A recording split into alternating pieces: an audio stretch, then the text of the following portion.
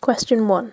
In what ways does your media product use, develop, or challenge forms and conventions of real media products? From my research into music videos, I found that there are 3 different types of music videos: narrative, performance, and conceptual based. However, I found that most music videos now are a mixture of 2 or 3.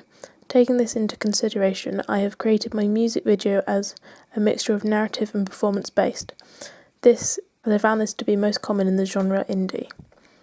This is because pure narrative videos feature no lip syncing, however they do relate to the lyrics creating a story, and performance and narrative music videos show the band or the artist as the narrative telling a story behind the lyrics, creating a video that engages the audience. One main theorist I looked at was Godwin. He stated that there are 5 aspects of music videos: relationship between the lyrics and the visuals, relationship between the video and the visuals, music video have genre characteristics, multiple close-ups of the main artist or vocalist, the creation of the star image to promote a recognizable band image, and emphasis on looking.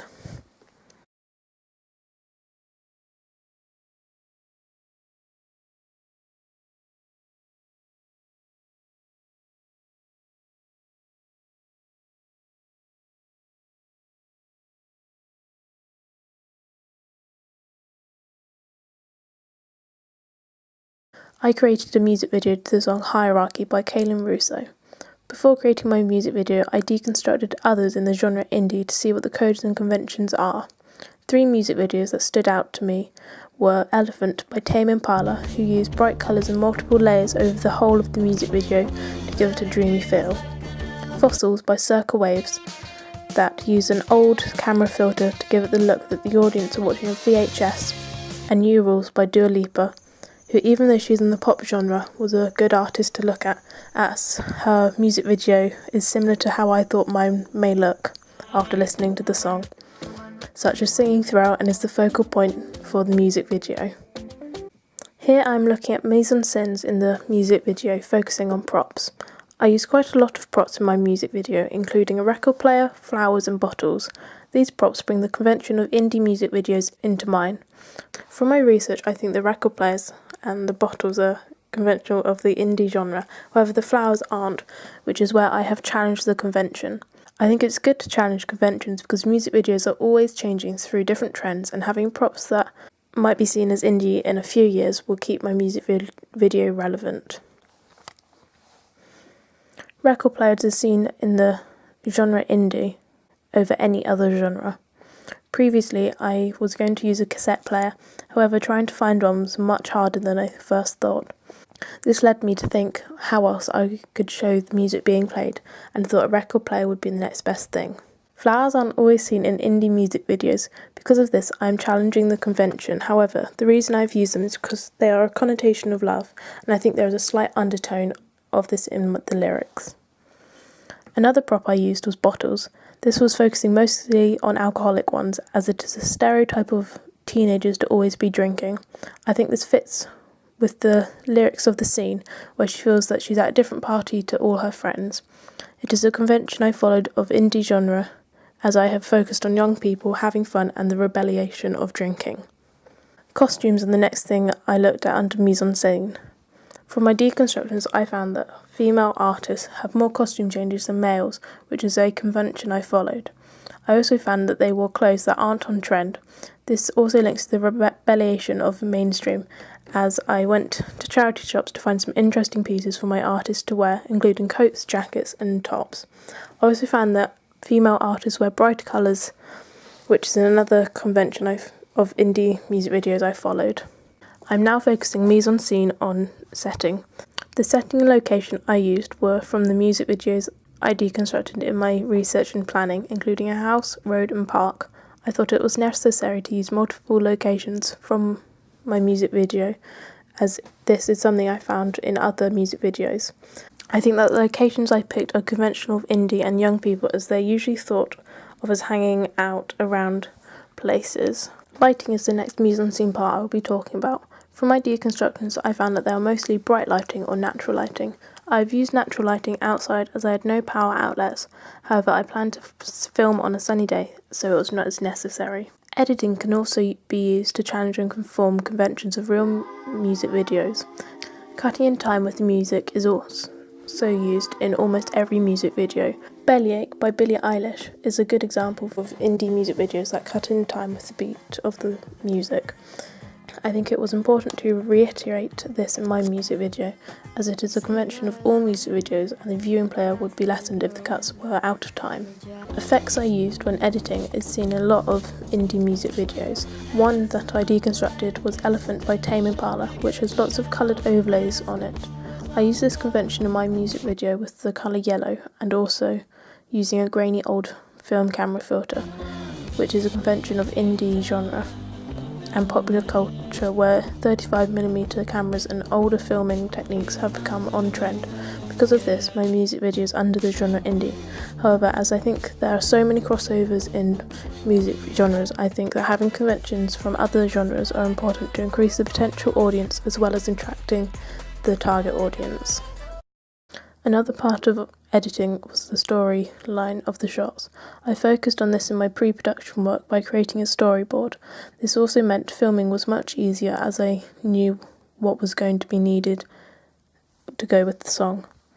Then, when it came to editing, I could look back on my storyboard to rearrange the shots, making sure they came with meaning and the lyrics matched with the visuals, which is a convention of Godwin's theory.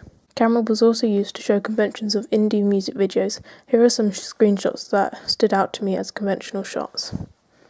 Having the titles come up at the beginning of the music video is conventional.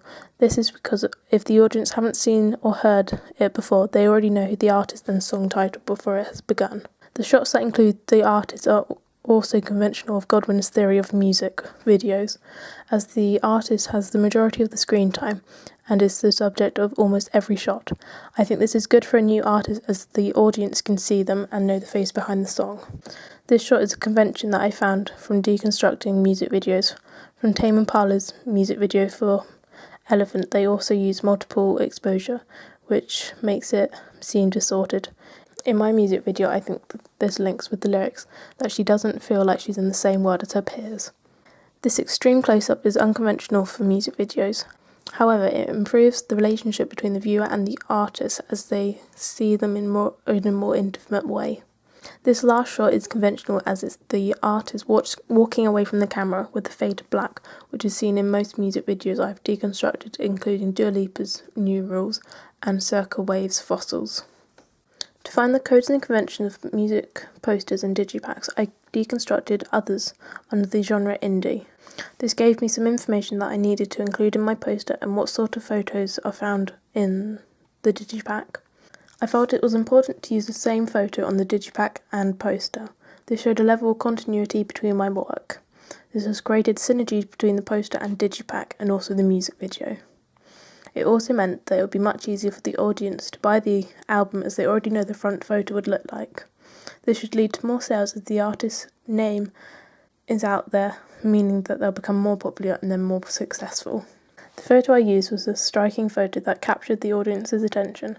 I had the artist look straight at the camera and edit it in different styles over part of the image, as this is something that has become more common in album and posters. I had the artist's name and poster name on the poster, which is what I found in real album posters I researched. This followed the convention of indie pop album posters. As an additional task, I decided to create a mock-up of a record, as I had stated on my poster, limited edition vinyl. I could also use this in the mock-up of what the digipack looks like in the CD store with a record, as it's become more common for artists to release both a CD and record. Question 2. How effective is the combination of your main product and ancillary texts? Before starting my ancillary tasks, I looked back on my deconstructions to find the conventions of them. This helped me to work out what I needed to put on the poster and digipack. I also looked back on my inspiration where I collected photos that I thought might be seen on indie poster and digipacks. I think this helped me with my photo shoots and drafts as I already had some ideas about the style that I was going for. To keep the music video part of the same product, I made sure to pick the colour yellow for the digipack and poster, which I have used throughout my video from flowers and overlays. This created synergy and allowing for easy audience identification. The colour yellow has connotations of madness and insecurity, which I think follow the lyrics of the song. By using the same colour in the poster and digipack and having some of the props yellow, the audience will associate them all together knowing that they are one campaign. I also used the same photo for the front of the digipack and the poster. This was a photo of the artist, which I think is very necessary for a new artist because the audience will know who they are and connect the music video, digipack and poster all together to create synergy. Whereas if I'd used a character in my music video, then the audience may not know who the artist is and may not know what album they are looking for when it came to purchasing the album. I also carried out a survey to find out what the target audience thought of my music video and ancillary tasks. The question I asked was, on a scale of 1 to 10, 1 meaning none and 10 meaning matches perfectly, do you think there are links between my digipack, poster and music video? 30% of people said 8 out of 10, 35 said 9 out of 10, and 35 said 10 out of 10. I think this was a very good response, and it was three different elements coming together. The song I used was called Hierarchy, which is seen on the back of the digipack, with a few other songs that I made up. I tried not to use photos from a music video as it is not seen very often in real digipacks. This is because the album is promoting many different songs from the album that the artist has, which may have music videos, and that the album may seem to just be promoting the one song. However, I did use the same artist name and record label as they are the same part of the same thing, and if the artist's name was different on the digipack and poster, this may confuse the audience thinking it was for a different product. Question 3. What have you learnt from your audience feedback? My target audience is 15 to 24-year-olds, with the majority being female. I found this from using YouGov profiles, which has given me information about the type of person listening to different artists I researched. From my audience feedback, I've learnt that 100% thought my music video was of the genre indie. One quote I received was, "I think it's under the genre indie because of the filters.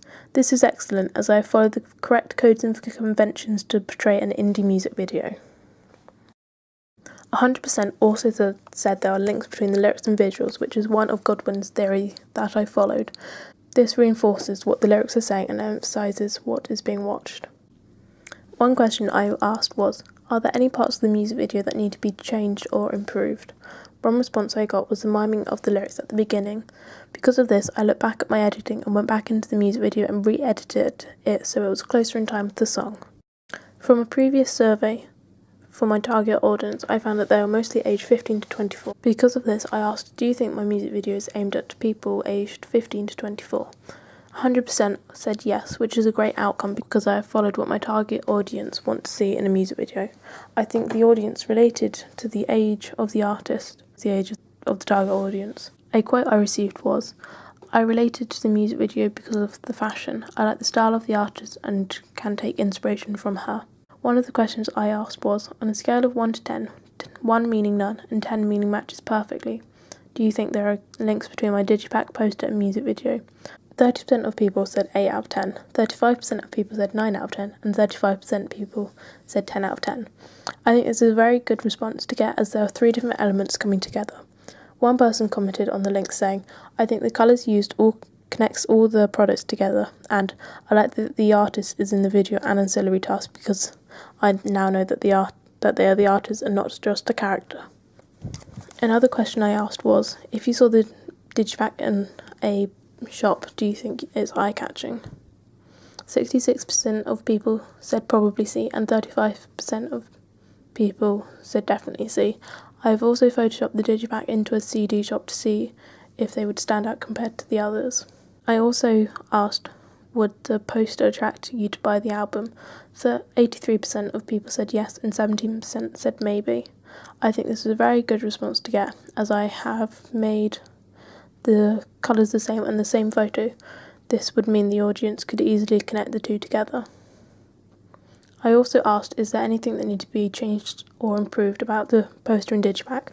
80% of people said no, which I think is a great response as it shows that I follow the codes and conventions of these ancillary tasks. However, one quote I did receive was, don't use 2 photos that are similar to keep interest. This is from the poster and digipack. However, I have used the same photo as I found this is from my research that they are used on both, and this is why I've not changed it.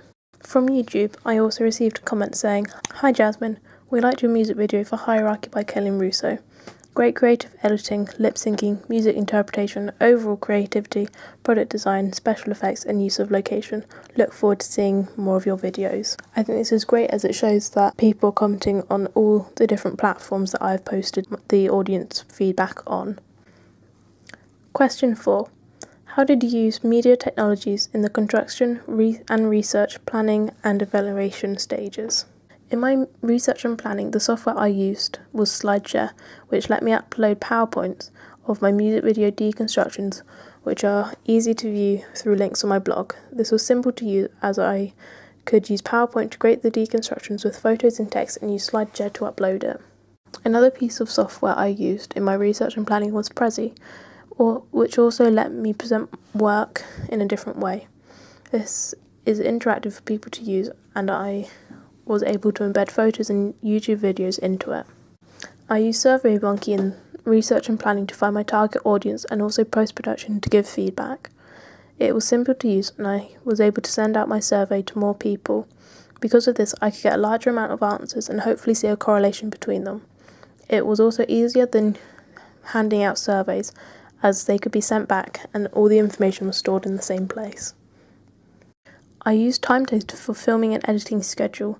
This meant I could keep on time with all my work and it was easy to add in as many points as I needed, and it was great for time management. I used a Panasonic digital HD camera for the constructions of my music video. This allowed me to record the shots in high quality and gave me a professional look to all the scenes, and in the editing process it was faster as I didn't have to go through all the shots making sure that everything was in focus. I also used a Canon 1200D for the photo shoot and for the ancillary tasks, which gave me clear photos to work with. I used iMovie in the construction of my music video to edit. This was easy to learn. However, I'd previously used iMovie, so I already knew the different tools available, which meant that I could edit my music video faster. This was also used in the evaluation, where I could add videos with different audio over the top as well as photos. When I'd finished editing my music video, I moved into Final Cut Pro, which was a program I hadn't previously used, but it was very easy to pick up. I found that iMovie did limit me to the filters, which is why I imported it into Final Cut Pro, which allowed me to use filters such as film camera and color correction. I used Adobe Photoshop in the construction of my ancillary tasks, which let me create a post and digipack. As I've used Photoshop previously, I was able to be very creative and I could experiment with different fonts, images and designs. I was also able to edit my digipack and poster as though they were real products. A few other media technologies I used were Blogger, which let me post all my work online and embed YouTube videos, photos, PowerPoints, and let me customize the blog to showcase my work in the best way. I also embedded videos from YouTube from my music video to the ones I deconstructed. This was easy for people to watch and to find the different videos I was talking about. Additionally, I used a MacBook Pro and an Ergo 272 for my research, planning and evaluation.